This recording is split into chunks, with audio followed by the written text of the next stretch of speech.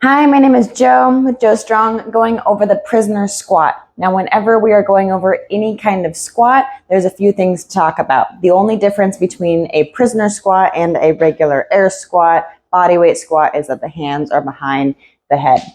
So here's what a prisoner squat looks like. The things to think about during this might be your feet placement, your hip placement, where your knees are going.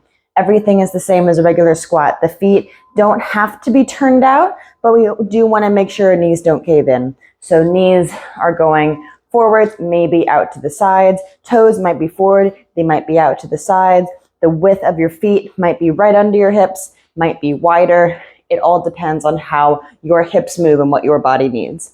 On the way down, we are pushing your hips back at the same time as bending our knees.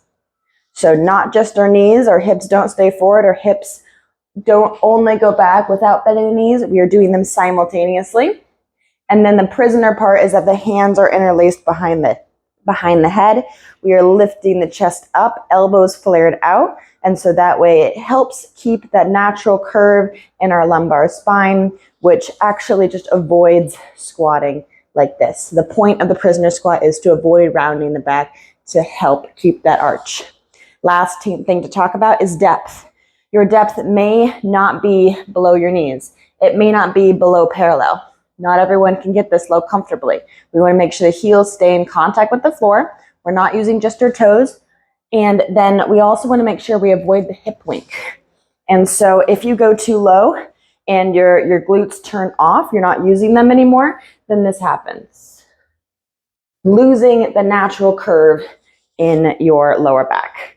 That's called a hip wink. If you start to feel it in your lower back, watch yourself in the mirror, take a video, make sure you keep that natural curve in your lower back, no matter what squat you're doing.